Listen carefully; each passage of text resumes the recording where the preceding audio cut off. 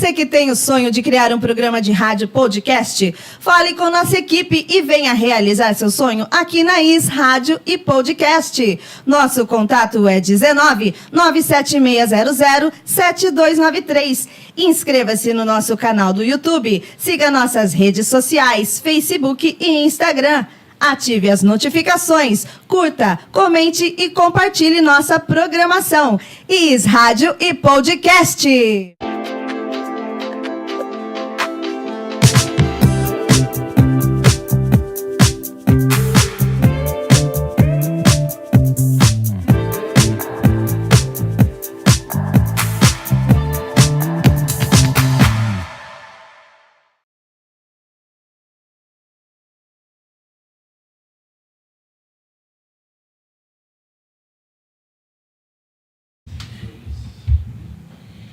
Olá, trabalhadoras e trabalhadores da saúde. Nós estamos aqui em mais um Troca de Plantão, hoje de número 130, e eu gostaria de já começar desejando um feliz 2026 Que Deus abençoe o ano de todos os nossos telespectadores, do nosso público, o pessoal que acompanha o Troca de Plantão. E nós estamos aqui hoje para falar sobre um tema muito importante. E primeiro eu gostaria de saudar o nosso diretor daqui da subsede de Limeira, Ricardo Pereira. Olá, boa tarde. Estamos aqui em 2026, novamente. Agradeço ao meu companheiro Rafael Camargo. Um Feliz Natal para vocês. Feliz Ano Novo para vocês também.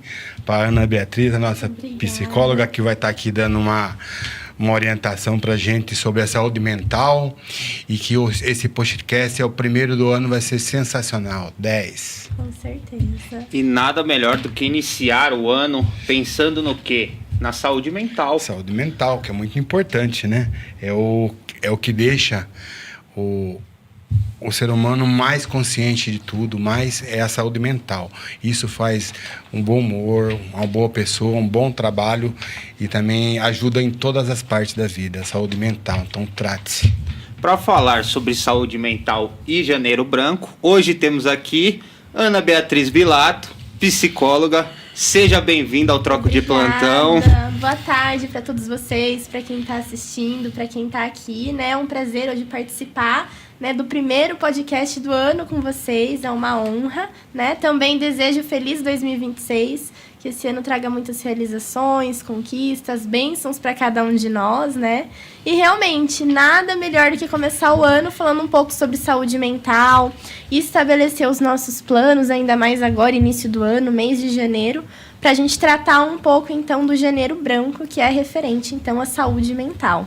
Eu já tinha uma pergunta para começar aqui, mas já que ela falou, tive um insight aqui. Então, janeiro a gente já tem que se programar para ter um ano. Se começar o janeiro com o pé direito, o resto do ano nós vamos bem? Bom, não é assim também que as coisas funcionam, né? Essa teoria e esse praxis aí que a gente tem de criar umas ideias assim, mas sim, Janeiro Branco, né, o próprio nome já diz, até mesmo porque Janeiro Branco ele inicia em 2014 através de um psicólogo, né, depois para quem quiser até pesquisar um pouco melhor sobre a história em Minas Gerais, e ele dá esse título de Janeiro Branco porque branco se remete a uma folha em branco, então os nossos planos partem muito disso que a gente decide ter, né? Aqueles planos que a gente tem de iniciar a academia, começar uma dieta, guardar o dinheiro, e isso a gente só pensa em janeiro. E daí, então, a gente precisa começar a pensar de forma, às vezes, um pouco mais racional, né? E também abordando um pouco mesmo referente em questão à saúde mental, de modo geral, para que a gente consiga conquistar e ter mais consciência na hora de colocar em prática essas ações, né? Porque a gente muito dificilmente vê metas acontecendo ao longo do ano. A gente estabelece sempre as metas para se iniciar em janeiro, né? Perfeito. E como eu sempre gosto de trazer um pouco da história aqui dos nossos convidados, eu queria saber da Ana, por que a psicologia? De onde veio para seguir essa área? Onde foi que você decidiu? Se você já tinha alguma predisposição ali, se queria, se não queria. Às vezes tem muitas pessoas que começam na infância ali, já pensando na profissão que vão exercer. Mas eu quero conhecer um pouco da sua história também, e o pessoal aí também vai conhecer. Sim, muito importante. Então vamos lá, né? Quando eu terminei o ensino médio, a primeira coisa que eu pensei em fazer foi estética, né? E então comecei a pesquisar um pouco sobre a grade, um pouco sobre graduação, né? Mas eu tinha ali um segundo plano, talvez, na psicologia, apesar de ser áreas ali diferentes, ambas relacionadas à saúde, mas diferentes uma das outras. E daí foi então quando eu comecei a olhar a grade de estética, acho muito legal, acho muito bacana, uma profissão muito boa. Mas alguma coisa me instigou na psicologia, eu falei, poxa, também é uma área ampla, né? Então fui atrás e prestei vestibular, então comecei. Depois disso, começou os estágios iniciais ali, né? Ainda no período, quando eu iniciei, 2 anos depois, veio então a pandemia. E esse primeiro estágio da faculdade foi dentro de uma escola para auxiliar crianças com transtorno do espectro autista e também outros diagnósticos, né, algumas outras comorbidades, e eu comecei então a me interessar e ter uma outra visão pela psicologia, né? Legal. Que às vezes a gente pensa na psicologia só sentadinho no sofá, no divã, falando dos problemas, e a psicologia ela é muito ampla, ela abrange muitas outras áreas, né? Então, foi ali onde eu criei mais interesse ainda. Comecei a estudar, ir atrás, depois veio um segundo emprego, uma segunda oportunidade. Então, permaneci. Em 2022, 2023, então, comecei a atuar dentro da psicologia ali, né, como estagiária ainda, né, acompanhante terapêutica dentro desse setor. E logo em seguida comecei, então, a me inscrever em pós-graduação na área, fazer cursos. E daí, então, finalizei a faculdade e continuei, né? Hoje eu sou coordenadora técnica de uma clínica aqui em Limeira, exatamente nesse setor da supervisão. Além do autismo, que é a minha função ali dentro da clínica, acompanhando os profissionais, é uma equipe multiprofissional também. Então, estou sempre ali atrás de relatório, de casos específicos, abordando família, dando orientação, fazendo escuta, né, acompanhando atendimento. Dentro dessa clínica onde hoje eu trabalho, também fiz 1 ano de atendimento de forma bem independente, cada vez mais apaixonada pelo que eu faço. E também faço atendimento particular de maneira online, né? Então, eu sigo 2 abordagens diferentes, uma com adultos, no atendimento remoto, e outra que é a análise do comportamento, que é o ABA, uma ciência que a gente, então, trabalha ali com o autismo, não só o autismo, mas também outras comorbidades, outros diagnósticos, né? Então, já faz um tempo que eu tô nessa caminhada, gosto bastante, desde o período de faculdade, depois na finalização. E sempre dedicando os meus estudos, boa parte do meu conhecimento sempre relacionado a isso. Que legal. O pessoal, o Ricardo sabe bem, eu, dentro do mundo sindical, quando eu comecei a trabalhar no Sim Saúde, foi em 2018 e foi logo após a reforma trabalhista, que foi um movimento assim, que minou muito os sindicatos. E a sua história se confunde um pouco com a minha, eu acho, porque você se tornou psicóloga pós-pandemia, em que a sociedade havia tomado um golpe muito grande, né?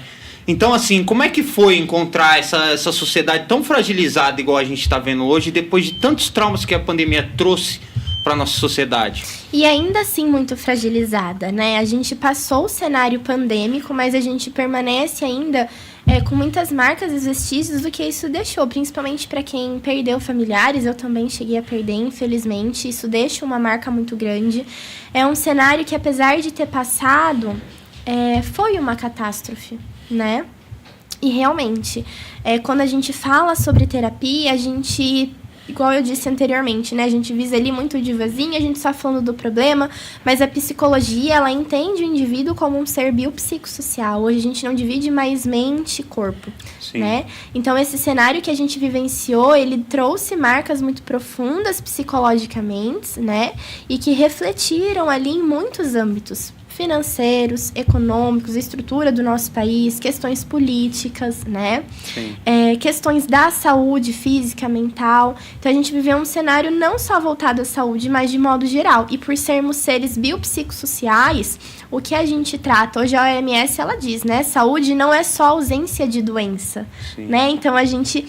ok, eu não tô doente, eu estou saudável, né? Mas quando a gente olha para esse cenário biopsicossocial do qual o ser humano a gente também precisa entender, né? Você tem alguma crença e como que você se relaciona com essa crença que você tem, como você se sente com essa crença que você tem, né? Com o seu trabalho, isso também faz parte da sua vida, como que é pra você, isso te afeta, como que você lida com problemas cotidianos, questões familiares, né? Questões do dia a dia, lazer, relacionamentos. Então, tudo isso engloba a gente enquanto ser humano, por isso que saúde não é só ausência de doença, né? Às vezes a pessoa, ela passou bem todo esse cenário pandêmico, mas todo esse tempo que a gente ficou em casa, teoricamente, ali preso, né? Sim. Isso traz também um afeto psicológico.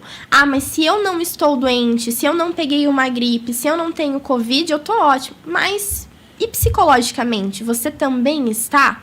né? Então, foi também um marco para nós na psicologia, porque os índices de atendimento de forma online, remota, aumentaram bastante, né? E não era uma coisa rotineira, né? Porque, assim, a gente vê que as pessoas não se reuniam de forma online. O Teams, essas plataformas, elas começaram a ter mais abrangência depois mesmo da pandemia, né? Sim, né? Hoje a gente ganhou bastante destaque, inclusive a terapia online, ela também ainda é um marco dentro da psicologia, a gente ainda realiza bastante, inclusive parte dos meus atendimentos com adulto, né? Não voltado ali ao setting clínico, do qual eu trabalho como TEA, mas na vivência com adultos também acontece de forma remota, online, né?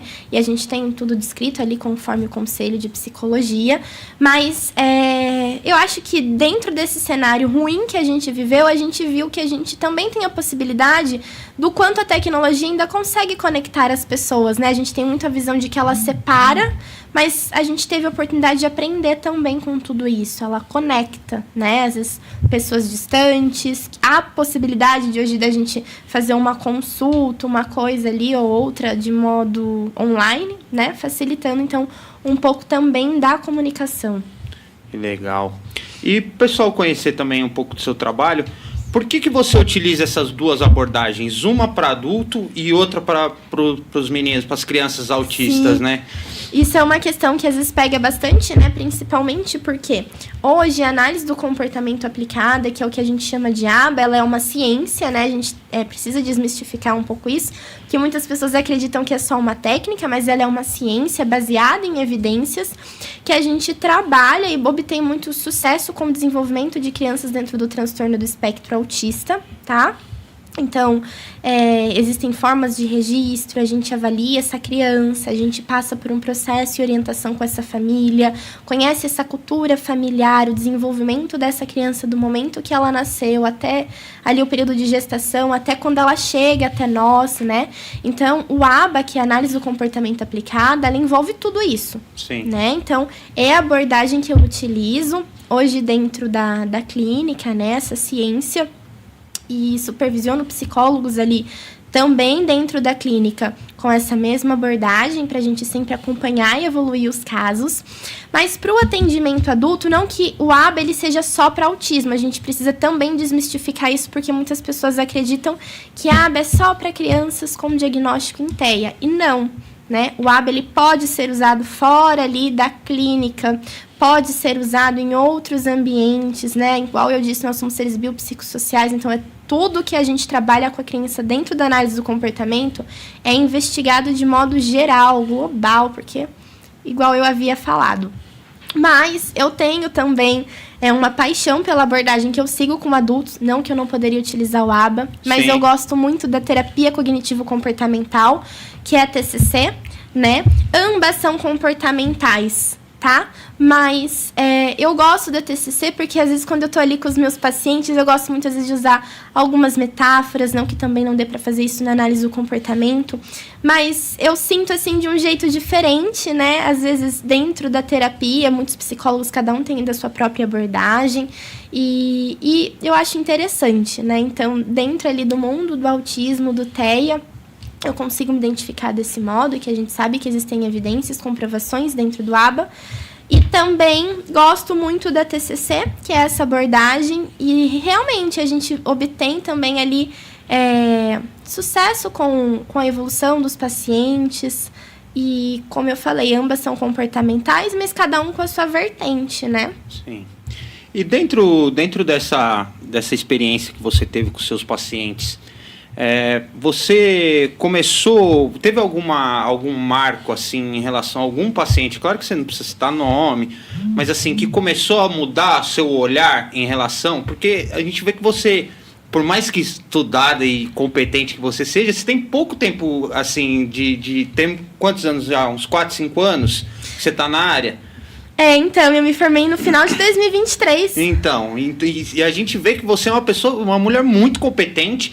E assim, teve algum caso assim que já mudou o seu entendimento sobre os pacientes e falou assim, nossa, a partir de agora eu sou outra psicóloga a partir desse caso? Um caso, às vezes, um case até de sucesso também. Olha, eu acho que todo caso, de modo geral, marca a gente. Eu acho que falar sobre casos e o quanto marca a gente de modo geral para cada profissional é muito subjetivo, primeiramente, né? Porque quando a gente entra ali dentro da sessão, da terapia, a gente deixa todo o nosso pessoal para trás e escuta aquele universo de histórias, né? Aquilo que o paciente traz. Eu sempre costumo também dizer para as mães das crianças que eu atendia, que ainda passa ali com a gente, que elas entregam o que elas têm de mais precioso, que são os filhos. Mas acho que, de modo geral, todos os casos marcam a gente, pelo menos para mim, tá? Sim. Apesar de ser muito subjetivo para cada profissional da área da saúde, mas para mim é de modo geral marcante todos os casos que eu tenho, desde as crianças até adultos, até mesmo porque esse universo de histórias que a gente colhe ali quando a gente começa com a criança, com o adulto, né, dentro da sessão, eu acredito que a gente aprende todos os dias um pouquinho com eles, né? Porque cada um tem o seu jeito, às vezes o mesmo nível de suporte, ou adultos que às vezes vêm com assuntos muito semelhantes, mas cada um com a sua vivência, com a sua história diferente, né? Sim. Eu falo que enquanto psicólogo, uma vez psicólogo para sempre estudante, porque a gente não estuda ali, pronto e acabou. A gente aprende diariamente com eles, né? A vivência, às vezes a técnica que você utilizou dentro da abordagem, às vezes o diálogo que você teve com aquela família, né? Já tive muito casos, assim, de mães trazerem vivências de sofrimento, né? Às vezes aceitação do diagnóstico. Então, eu gosto muito também de elaborar projetos dentro da clínica, porque existem muitos casos específicos que a gente olha e a gente fala, esse pai precisa de um pouco mais de atenção, não é só o tratamento do filho, mas a forma como eu vou escutar, olhar para ele também, né? Costumo também sempre dizer para eles, falo, pais, vocês são a rede de apoio do filho de vocês, né? E se vocês não forem cuidados, como vocês vão cuidar? Então, deixa eu também cuidar de vocês, vamos conversar um pouco,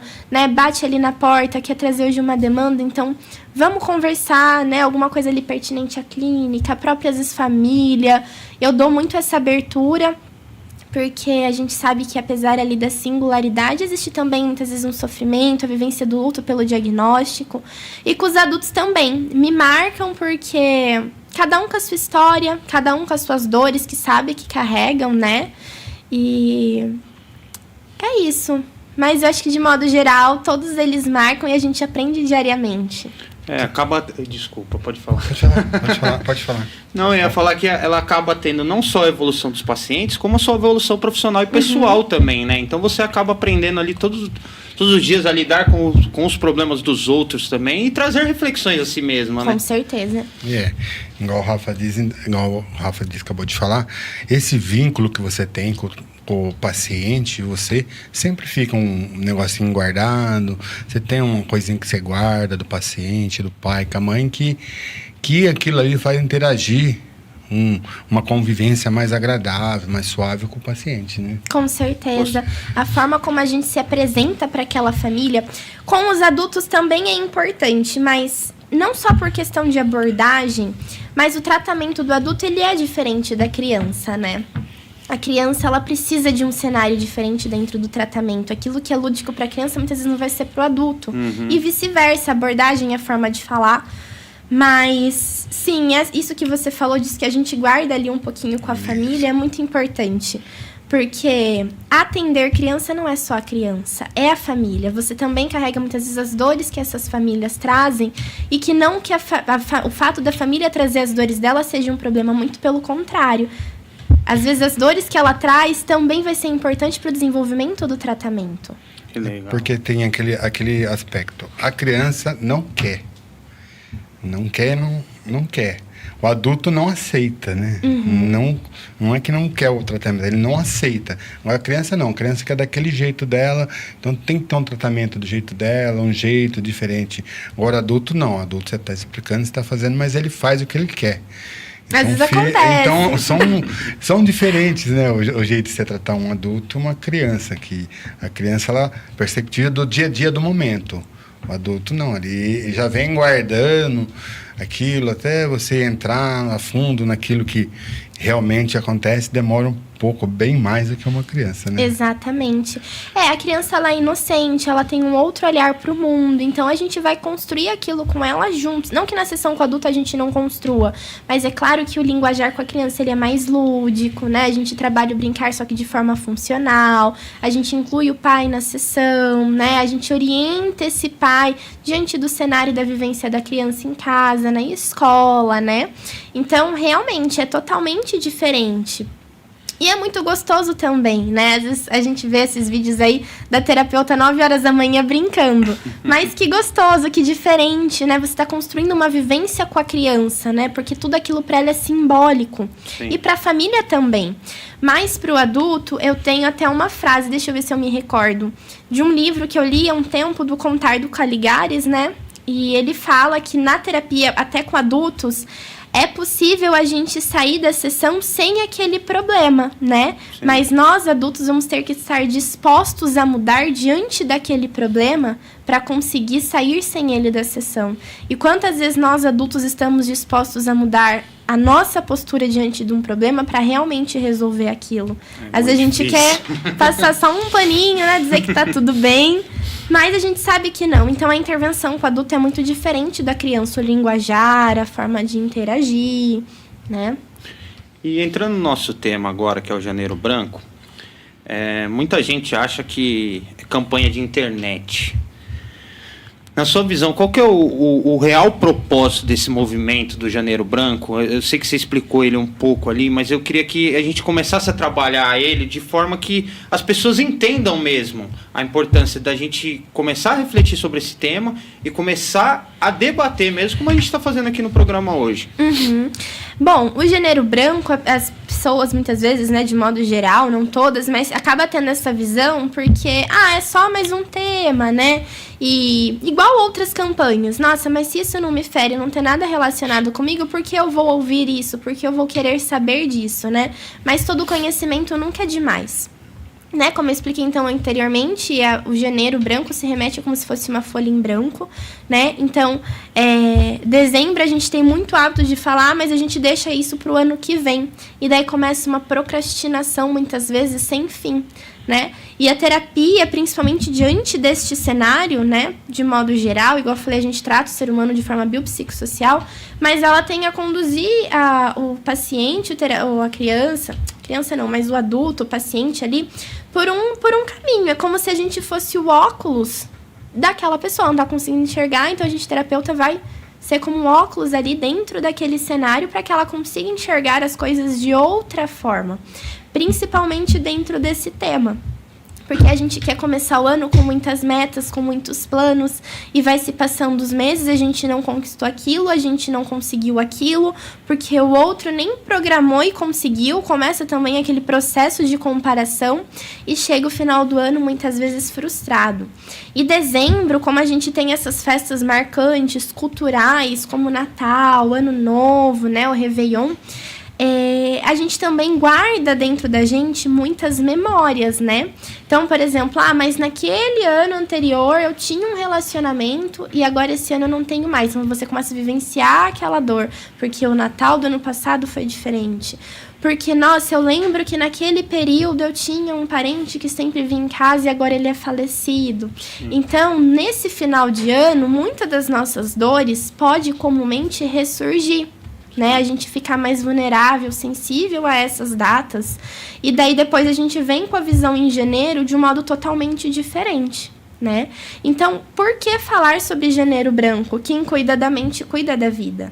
E cuidar da mente, saber o que a gente realmente busca para nós, também inclui os nossos objetivos, os nossos planos, o que a gente quer ou não quer a longo prazo, né? Como a gente tem vivenciado aqui o agora. Mas isso eu deixo para amanhã, né? Mas o que é prioridade hoje para você no aqui e o agora? Como que você tem vivido hoje o aqui e o agora, né? A sua vida hoje no aqui e agora é só baseada em comparações, né? Porque o amanhã também vai chegar, né? A gente vai deixar para amanhã, mas ele também vai chegar. E daí quando chegar o amanhã, que vai ser o novo aqui e agora, e como que você vai vivenciar isso, né? Então, muitas vezes a gente começa com aqueles planos, anota, coloca ali no rascunho do celular, mas a gente vai deixando passar e não pensa, né? E é um tema interessante porque muitas vezes a gente se pega fazendo planos muitas vezes radicais, né? Então, não, eu vou resolver esse problema que eu tenho há anos para resolver daqui 2 meses. É isso, né? que eu ia falar das metas inatingíveis. Às vezes a gente mesmo colocar uma meta que provavelmente é impossível, mas a gente se frustra depois ainda de não ter alcançado ela. E isso também é um objetivo da terapia, né? A gente, dentro da psicologia, enxergando esse cenário, a gente, junto com os nossos pacientes, vai realmente questionar, né, dentro da abordagem. Mas como que você vai resolver isso daqui tanto tempo? Talvez a gente não pode diminuir um pouquinho essa meta, estar dentro dos mesmos objetivos, mas concluir de uma forma diferente, para que daí a longo prazo, né? E a gente quer as coisas de longo prazo, só que de forma imediata. E a gente esquece que a gente também pode colocar as coisas de forma de curto, médio e longo prazo, né? Mas aí a gente acaba vivenciando também o imediatismo. Então, é o imediatismo junto com a procrastinação. Envolve um, envolve outro. E também depois chega carnaval, né? Daí também tem muito daquelas pessoas que falam... mas passa Natal, passa Ano Novo, passa Janeiro... vamos deixar então para resolver esse depois do Carnaval, né? E é o ditado popular que a gente tem. Mas depois do Carnaval vem outra coisa. Vem, e daí começa Aí tudo tem de Páscoa, novo. Vai ter Dia das o pessoal vai Mães. separando 500 feriados aí para poder... Festa junina. Eu me ocupo o ano inteiro, todo mês tem coisa para fazer. Sempre um feriado diferente. Faço né? uma meta durante o ano, mas todo mês a minha meta muda. Uhum. Tem sempre coisas novas.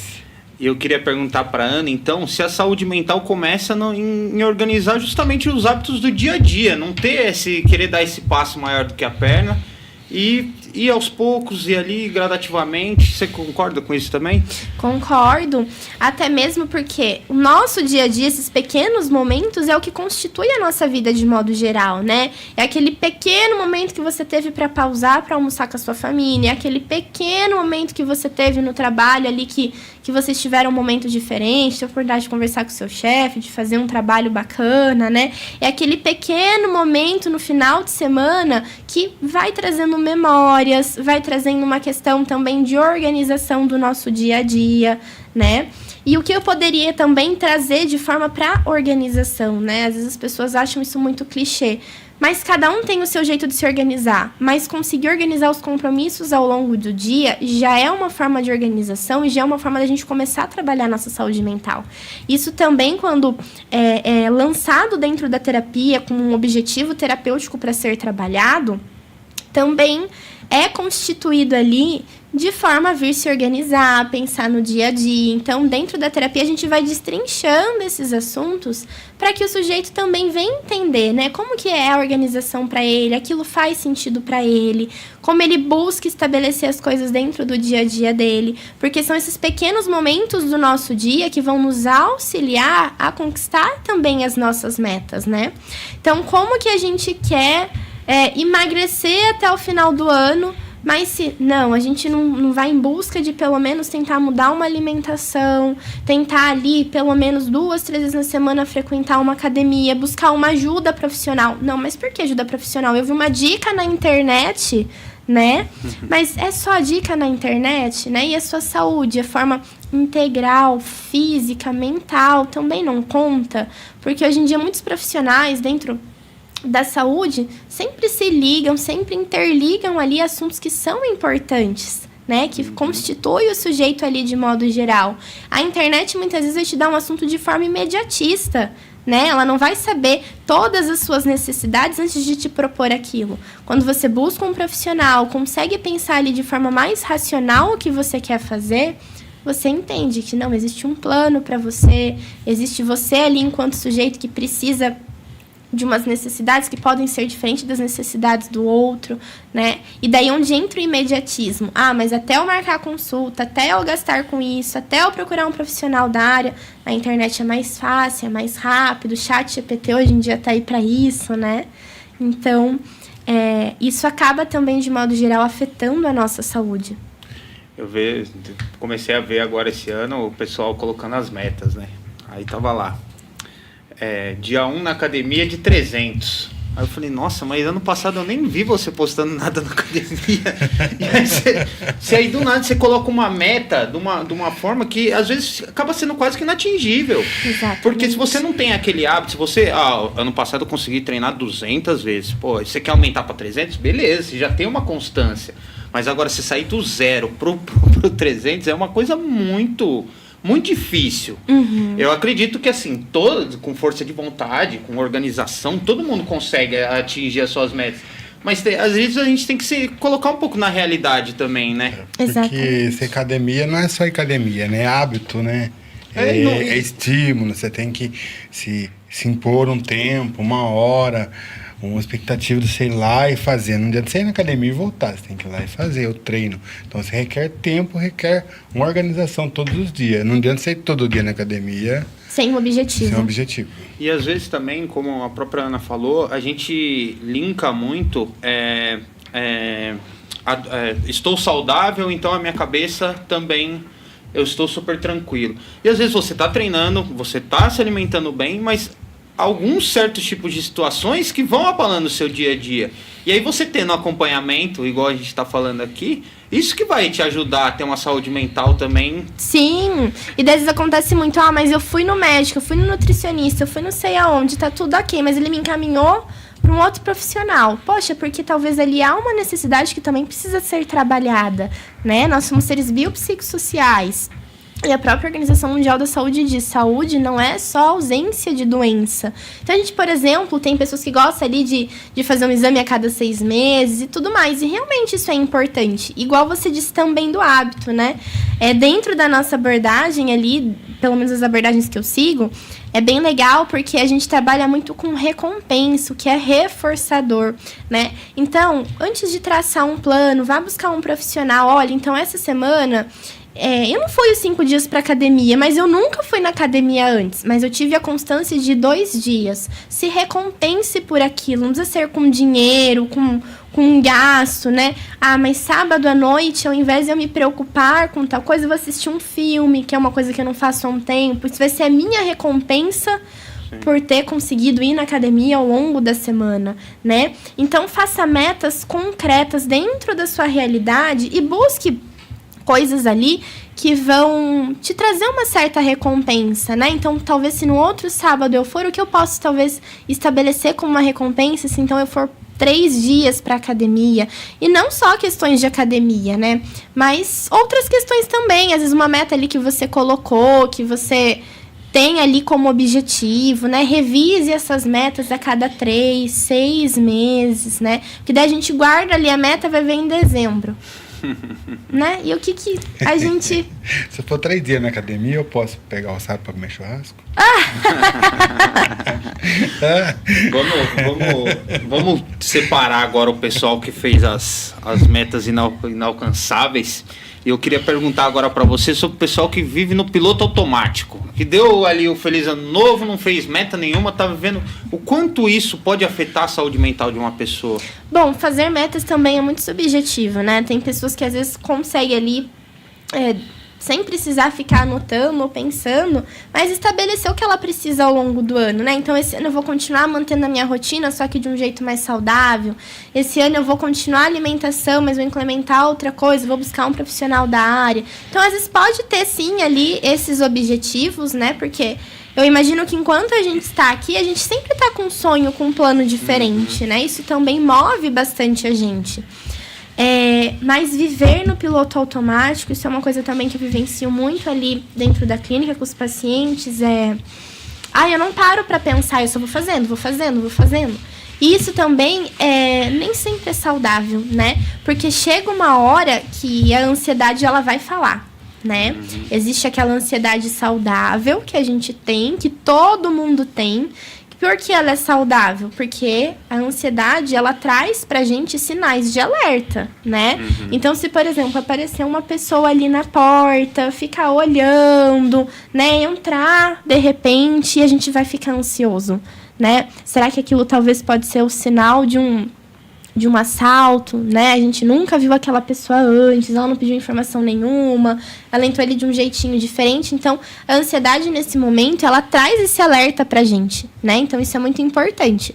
Mas existe também uma ansiedade patológica, né? Que é aquela ansiedade que já foge ali de uma questão de ser um sinal de alerta e se torna mais prejudicial, né? Então, o tempo todo a cabeça tá ali, pensando no que fazer no dia seguinte, né? Ou com medo do que vai acontecer e ainda nem aconteceu, ou já tá programando coisas que ainda nem são tão concretas assim. Então, isso tudo vai gerando uma ansiedade mais patológica, né? Que às vezes vai precisar de mais atenção e tratamento e acaba levando ao adoecimento psíquico. Então, a gente também precisa ter cuidado com isso. E isso do viver no piloto automático, chega uma hora que sobrecarrega a mente, sobrecarrega o corpo, né? E daí a gente também precisa descansar. Poxa, mas o que eu fiz até aqui, né? O que eu conquistei até aqui. E daí, de tanto viver no piloto automático, vai gerando aquelas comparações com o outro, né? Mas porque o outro conseguiu, então vamos continuar, né? Então é muito importante a gente ter, às vezes, essa pausa, né? Porque nem sempre viver no piloto automático é saudável, e começar a criar hábitos, né? Começar a criar a rotina, porque quantas coisas importantes não acontecem na nossa rotina, que são importantes pra gente, que também fazem parte da vivência do momento, como eu falei, e a gente não se toca, né? Então, mas ontem eu tive, sei lá, talvez um dia legal, consegui almoçar com a minha família, né? Consegui tratar de tal assunto, passei mais tempo com um parente que eu não vejo há muito tempo, mas é tão automático, preciso almoçar aqui rapidinho, preciso fazer isso aqui. E nem se dá conta, né? E daí vai passando o tempo e a gente começa, talvez, a perceber. Eu queria saber de você o quanto a psicologia pode ajudar também a mudança nos hábitos emocionais. Porque às vezes a gente traz uma vamos dizer assim, uma vivência, um caminho em que a gente tem na cabeça que, não, eu penso desse jeito, é dessa forma que tem que ser. E quanto você acha importante, assim, que a psicologia traz da evolução mesmo dessas pessoas? Sim, o tempo todo a gente está evoluindo, a gente está mudando, né? Nós somos seres humanos, a gente não vive só ali na base daquilo, de tudo que é concreto, é racional, a gente também precisa aprender a liderar nossas emoções. O objetivo da terapia também é esse, a gente conseguir identificar, nomear essas emoções, aprender a lidar com essas emoções, né? Precisa muitas vezes de uma desconstrução daquilo, porque nem toda verdade é absoluta, né? E nem sempre a gente está certo diante de tudo. Então a terapia, ela também vem nesse sentido para ajudar a gente a refletir, a repensar sobre às vezes algum problema e a forma mais assertiva de lidar com aquele problema, né? Às vezes eu lidei dessa maneira, mas gerou outras consequências. Poxa, mas se você talvez tivesse lidado com essa, como que a gente pode pensar talvez em melhorar o nosso comportamento, a nossa visão diante daquela situação, né? Então, o profissional da psicologia, ele tá ali para isso. E realmente, né? Hoje em dia, às vezes, também de tanto viver no automático, a gente não nota as necessidades dos outros. A gente só nota as nossas necessidades e vai fazendo. Sim. Ou às vezes a gente nem nota as necessidades, né? E só vai deixando as coisas acontecer. Então, isso afeta muito o emocional. E dentro dessa abordagem que eu trabalho com adultos, que é a terapia cognitivo-comportamental, a gente tem muito a dizer em relação a isso, porque um dos objetivos, dos princípios ali da TCC é uma situação qualquer, que qualquer pessoa pode vivenciar ali, né? Uma situação comum que pode acontecer com todo mundo. Como exemplo que eu dei ali de alguém aparecer na porta, a gente ficar um pouco mais receioso, pode acontecer com qualquer pessoa. Mas a forma como cada um de nós vai lidar com essa situação pode ser totalmente diferente. Sim. Né? Então, um ficou com um pouco mais de medo, outro ficou ansioso e se escondeu embaixo da mesa, o outro levantou para ver o que estava acontecendo, né? E o que isso influencia os nossos pensamentos, porque essa situação simples, ela vai gerar um pensamento diante da situação. Esse pensamento, ele leva a uma emoção, e essa emoção vai levar, então, a um comportamento, e é através disso que vai gerar consequências, né? Então, realmente, a gente precisa, de modo necessário, a gente ter uma visão mais clara das nossas emoções, a forma como a gente lida com isso. Porque a gente lida com um todo, né? A gente lida com a gente lida com o outro. E você já chegou a esbarrar muito assim no silêncio emocional da pessoa? Às vezes você tentar tirar ali do seu paciente uma coisa... Às vezes você tá vendo que tem alguma coisinha ali e fica aquela coisa difícil mesmo para você conseguir mesmo ajudar e ter aquela evolução ali? Sim, isso é muito comum, isso também faz parte da terapia, né? Os estágios dentro da psicologia também auxiliam a gente para isso. Mas é muito subjetivo, tem pacientes que gostam mais de falar, outros nem tanto, outros às vezes mandam até uma mensagem, nossa, aconteceu isso no final de semana, tô ansioso pra terapia porque eu quero contar. Hoje eu tô necessitando de terapia, acontece muito deles mandarem, né? Mas sim, às vezes acontece, né? E às vezes a gente vê muito isso como uma forma de julgamento. Nossa, porque chega na sessão e não fala. Nossa, porque eu tava trabalhando tal assunto e fulano de tal não responde. Gente, mas, né? É que aquela pessoa, para ela ser assim, é o jeito dela. Às vezes é a forma como ela lida com as situações, a forma como ela consegue enxergar os problemas, né? Dentro da TCC, além dessas situações que a gente vivencia, a gente também leva muito em consideração essa bagagem do paciente, né? As crenças que ele trouxe ao longo da vida, para hoje ele estar reagindo assim. Às vezes uma crença familiar, alguma vivência que ele teve lá no passado, na infância, né? Que o torna assim. Então, antes da gente ter um olhar de julgamento, é importante a gente compreender, por isso que dentro da psicologia, todas as sessões, seja com criança, seja com adulto, a gente busca também investigar um pouquinho do passado, como que foi essa formação, como é a relação da pessoa com os outros, no trabalho, em casa, nos relacionamentos, para que a gente venha conseguir trabalhar diante dessas necessidades do paciente, o que ele também entende ser importante para ele. Até trazendo agora para o assunto do sindicato, né, a nossa categoria da saúde, profissionais da saúde, nós temos muito, às vezes, o tabu de procurar a psicologia, de procurar ajuda. Eu costumo dizer que eles vestem a capa do super-herói e acham que ali eles vão resolver os problemas deles e a saúde mental vai postergando, até ter, às vezes, uma situação que fica irreversível.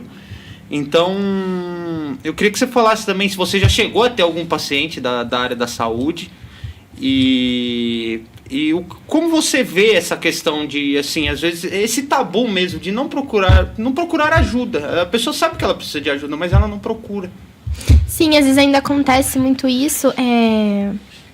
Às vezes a gente vivencia isso até dentro do próprio setor terapêutico, né? Então, por exemplo, olha, eu vou fazer um encaminhamento, porque talvez nesse caso a gente tenha uma visão do médico, tô te encaminhando para um psiquiatra. E daí quando você fala esse termo, nossa, pronto, acabou o mundo, mas eu tô louco, né? Não, e daí a gente vai também desmistificar o papel ali do médico. Olha, mas ele tem um olhar clínico diferente do meu, eu tô encaminhando... Né? E daí a gente começa a quebrar todo esse tabu ali na visão do paciente, porque pensa, quando você vai num médico que você quebra o braço, alguma coisa, né? A gente não vai questionar ali o tratamento, a gente vai enfaixar, vai tomar um remédio para melhorar. E porque talvez quando se trate da área da saúde mental, a gente tenha muito desse tabu, né? E às vezes as necessidades vão cada vez mais crescendo, mas o medo, né? O medo das pessoas descobrir porque toma, às vezes, um remédio, porque passa pelo terapeuta. Eu já tive casos, assim, onde o paciente chegou, né? Ele já é adulto, mas ele ainda mora com os pais. E ele falou assim, doutora, eu preciso de ajuda para dizer para os meus pais que eu estou passando pela terapia porque eu acho que eles não vão compreender, né? É muito da geração também, né? E acontece muito também. Então, a gente sempre busca desmistificar. Olha, mas não é porque você está indo ao psiquiatra que é uma coisa, assim, tão grave, que é o fim do mundo. Não, ele tem o papel, ele tem um olhar clínico diferente do meu, que vai contribuir também com o meu trabalho, vai contribuir ali com a sua estabilidade, com a sua saúde, né? Então, a gente busca desmistificar toda vez que é feito um encaminhamento, não só com os pais, mas também com os adultos que a gente atende, porque acontece muito, né? E a gente também hoje tem muito hábito de tudo cair na rede, e tudo que cai na rede, às vezes é motivo de chacota, né? Às vezes é motivo de ser cancelado. Esse termo pegou e agora tudo é usado, né? É cancelado pessoalmente, é cancelado na rede social, né? E isso acaba afetando ainda mais o psicológico das pessoas, sim, acaba aumentando ainda mais a ansiedade das pessoas devido a isso, que daí não entra mais naquela ansiedade saudável que protege a gente enquanto ser humano, mas acontece muito, é bem frequente mesmo. E tem alguns sinais mais claros, assim, na sua opinião, que você vê que a pessoa realmente está pedindo, que a saúde mental daquela pessoa está pedindo socorro, que a gente pode identificar, até para o pessoal que trabalha, na nossa família? É uma dica assim mesmo. Às vezes você tem uma mudança de comportamento. Como Sim. que a gente pode identificar, às vezes, para saber se aquela pessoa está pedindo ajuda? Isso é muito subjetivo, né? Porque nem tudo às vezes se tratar de um diagnóstico ou de um transtorno, né? Mas às vezes também, igual você disse, mudança de comportamento, às vezes aquela mudança de humor muito drástica, né? Às vezes você era uma pessoa mais extrovertida e passa a ficar mais introvertida, ou vice-versa, né? Quando acontecem mudanças muito bruscas. Então, isso são sinais, mas igual eu falei, é subjetivo, porque depende de cada um, né? Às vezes a pessoa é mais introvertida mesmo, é mais o jeitinho dela, né? Às vezes ela costuma realmente falar com poucas pessoas e ela sempre foi assim. Mas realmente, quando é uma pessoa mais extrovertida e do nada muda ali, né? Muda o comportamento, acontece muito, né? E eu acho que quanto mais a gente trata isso como um tabu, a gente não sabe das coisas futuras. Mas a pandemia pegou a gente de surpresa para mostrar isso também, né? O quanto a importância do cuidado da saúde mental tá atrelada a isso, né? Porque às vezes tá em casa, tá protegido ali do vírus, tá saudável, mas emocionalmente não tá bem por ter que lidar com notícias o tempo todo falando sobre morte, sobre doença, né? Às vezes não tá bem porque tá muito tempo afastado ali da família, mora em cidade diferente, não vê a mãe, alguém há muito tempo, fica o tempo todo ali em casa sozinho. Então isso mostra pra gente que o cuidado à saúde também é primordial, a saúde mental, a saúde física, e que isso afeta muito a nossa forma de lidar com o dia a dia, de lidar com as pessoas, de lidar com nós mesmos, né? E que esse nosso programa sirva de alerta, né, Ricardo? Pra gente identificar também. Às vezes a pessoa está querendo conversar também. Sim. Em termos, nós estamos no sindicato, tanto eu como o Rafael. Só que ele é um setor interno e eu sou da diretoria. Então faz muita abordagem, hospital, clínica, laboratório, WhatsApp, Instagram, fica conversando. Então a gente tem mais ou menos um termo de psicologia, né? A gente tem que atender, a gente tem que acolher, a gente tem que saber o que fala. Tem hora que a gente tem que saber conversar para poder a gente conseguir o objetivo que a gente tem, as informações necessárias para a gente movimentar algum tipo de ação que ajude tanto na empresa como no trabalhador em geral, que seja uniforme. Então, quer dizer, é uma abordagem assim muito... Você tem que estar com a mente muito aberta, você tem que estar bem informado, você tem que estar bem atualizado para poder ser, tanto dar informação como receber, né? Então, é importante. E ali também, às vezes, né, nessa mudança de comportamento, que a gente pode identificar que essa pessoa está precisando mesmo, né? Sim, com certeza, né? Às vezes a vergonha, o medo de falar, né? O que vão pensar, o que vão achar, como vão lidar com isso, né? Então, realmente é muito importante, né? A gente incentivar a falar mais também sobre isso nas redes sociais. Se as redes sociais estão aí para nos ajudar, nos auxiliar, a gente também pode, né? Abordar, assim, divulgar temas referentes a isso, que é muito importante também. E eu, como amiga, a gente também está até fazendo um projeto agora para janeiro, também referente à saúde mental, para abordar formas de lidar com situações emocionais, problemas aversivos do dia a dia, que pode acontecer no dia a dia de qualquer pessoa, um problema no trabalho, num relacionamento, às vezes não acorda ali muito bem. Então a gente está elaborando esse projeto, vai ser um momento ali de palestra, e a gente, além dessa palestra, que evoluir para clubes de autoconhecimento, para a gente fazer de forma mensal. E depois eu posso estar divulgando, mostrando aqui. Se você quiser falar, eu já ia falar agora. Já faço o merchan já. Pode fazer. A minha amiga, o nome dela é Isla. Então a gente tá fazendo dentro de uma clínica. Posso depois deixar o endereço. Se chama Por Dentro de Você. Então a gente vai abordar essa questão não só de autoconhecimento, mas de forma emocional, né, de forma cognitiva, a lidar com situações aversivas do dia a dia. Então, eu tenho um problema com a minha namorada, não sei lidar ali muito bem, a gente vive brigando. Então, a gente vai trazer isso dentro da palestra, como lidar isso assim de forma melhor, ser mais assertivo na hora de se comunicar, né? Então, sempre que a gente briga, eu ajo de tal forma. Então, a gente também vai trazer materiais e técnicas ali para quem estiver participando, que for se inscrever. de como talvez ser mais assertivo, então, na hora de falar e agir com a sua namorada dessa maneira, né? Ou então um problema no trabalho. Então, a gente vai abordar tudo isso, vai ser um momento bem bacana, vai ser dia 31 de janeiro, às 18 horas. Depois eu vou divulgar o endereço certinho, que tá no nosso panfletinho. E também deixei no meu Instagram, depois eu posso passar para vocês. Passa o seu Instagram pro pessoal também quiser conhecer seu trabalho. Claro, posso colocar assim, é @aninhabilato. E tá tudo lá escrito, tá divulgado. A gente também tá sempre repostando para quem quiser participar. Vai ser um evento bem bacana. A gente vai fazer um coffee break, um momento de roda de conversa. Vai ter material para o pessoal levar para casa também. E vai ser aqui em Limeira mesmo? Vai ser aqui em Limeira. Lá no postzinho, para quem entrar no Instagram, tá todas as informações, né? Tudo certinho, bem legal para quem se interessar. E vai ser um evento que a gente quer abrir portas para outros eventos exatamente dentro dessa abordagem. É um lugar grande? Sim, é uma clínica bem conhecida aqui em Limeira. Isso, o negócio vai ser grande. É bom para o nosso público conhecer também, né? Uma palestra importante. Eu acho que cada vez mais a gente tem que conversar sobre saúde mental, a gente tem que debater, tem que no termo, tem que esfregar na cara mesmo, porque na maioria das vezes a gente deixa para depois. A gente posterga. Mês que vem eu procuro um psicólogo, eu procuro um psiquiatra, seja o que for. E assim, a gente sempre deixa o nosso eu para depois. Então a gente acaba só se prejudicando, a saúde mental vai ficando pior, cada vez pior. E até também eu queria fazer mais uma pergunta, de onde, quando o cansaço emocional se confunde com o cansaço físico?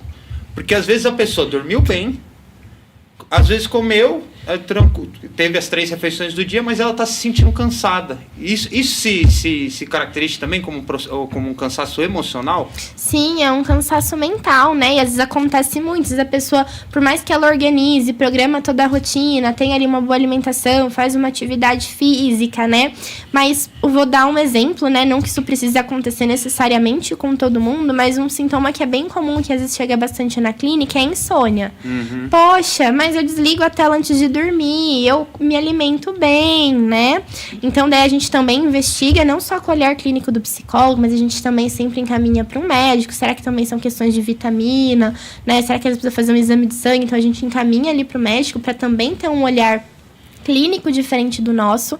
Mas a ansiedade, por exemplo, ela causa muita insônia, né? Então, acorda ali na madrugada pensando nos problemas, nas adversidades, o que vai encarar naquele dia a dia, né? Então, é um exemplo aí de um sintoma que pode acontecer, não precisa necessariamente acontecer com todo mundo, é só um exemplo de alguns casos que chegam, mas acontece muito, né? E o cansaço mental, ele também começa a ser reproduzido no nosso corpo, né? Então, daí a gente já não dorme direito, a gente evita fazer aquela atividade no dia que a gente tinha programado, né? E daí parece que quando coloca a cabeça para dormir mesmo cansado, não consegue dormir.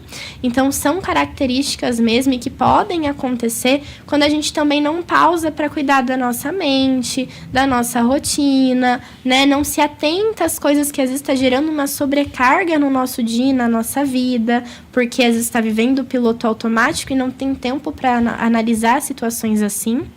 Sim. E aí, Ricardo? Eu já tive abordagem de pacientes que veio conversar comigo. Mas eu não tenho como conversar com meu filho com meu marido. Porque o marido tinha um tipo de problema, o filho outro. Não sei como eu abordar. Aí eu orientei ela a pegar um psicólogo. Depois de 6 meses, ela falou assim, eu procurei. Hoje em dia estou me dando melhor com meu marido, com minha filha. Estou conseguindo a organizar minha família, que é através de uma pesquisa que ela fez, perguntando para mim, e eu orientei. Então, isso que eu falo, o termo de abordagem, a gente muito orienta as pessoas. Sim. Dia a dia, você vai vendo quem está precisando do atendimento ou não, né? E tudo isso vai trazendo a evolução da saúde mental. Exato. Deixa eu só ler o recado aqui do pessoal.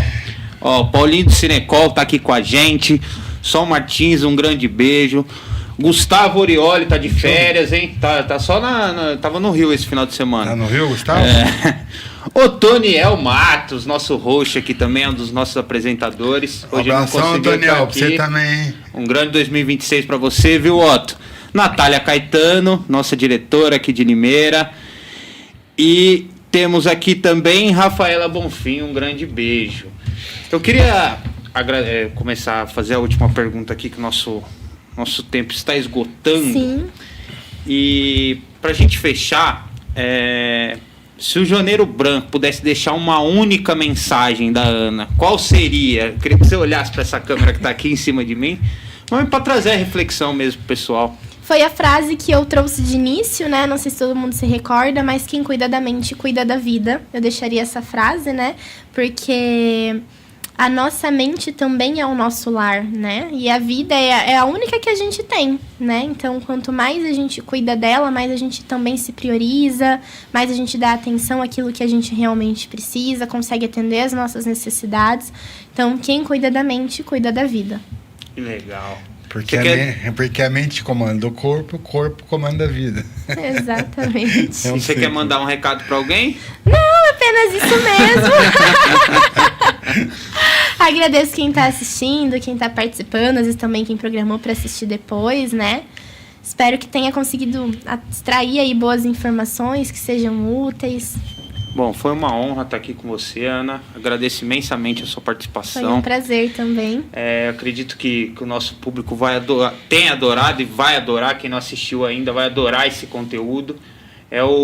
Entrar com o pé direito mesmo em 2026 para falar sobre saúde mental, sobre autocuidado, sobre reflexão e trazer o melhor mesmo para cada um, para cada indivíduo, não é não, seu Ricardo? Sim, senhor, que cada um tenha seu objetivo, que tenha suas metas a cumprir, que foque, que tenha um pouco mais de reajuste no dia a dia, que evolua, que desenvolva e que 2026 seja um ano muito importante para todos nós. Amém. Bom, eu quero agradecer ao Rodrigo, que estava aí na técnica com a gente. Obrigado, Rodrigo, por mais um programa. Que 2026 seja ótimo. Agradecer ao Sim Saúde Campinas e Região por ajudar com esse espaço aqui, com esse programa maravilhoso. Esse programa também é apoiado pela Federação dos Trabalhadores da Saúde. E eu vou deixando aqui o meu até breve. Espero que vocês tenham um ótimo final de semana, porque hoje a sexta-feira tá linda, com sol, um calor maravilhoso. E que 2026 seja abençoado, que a gente tenha muitas alegrias, muitas conquistas, muitas bênçãos. Aí a gente fica por aqui. Semana que vem tem mais. Troca de plantão, número 130. Até mais, pessoal. Tchau, tchau. Até mais. Até semana que vem. Você que tem o sonho de criar um programa de rádio podcast, fale com nossa equipe e venha realizar seu sonho aqui na IS Rádio e Podcast. Nosso contato é 19 97600 7293. Inscreva-se no nosso canal do YouTube, siga nossas redes sociais, Facebook e Instagram. Ative as notificações, curta, comente e compartilhe nossa programação. IS Rádio e Podcast.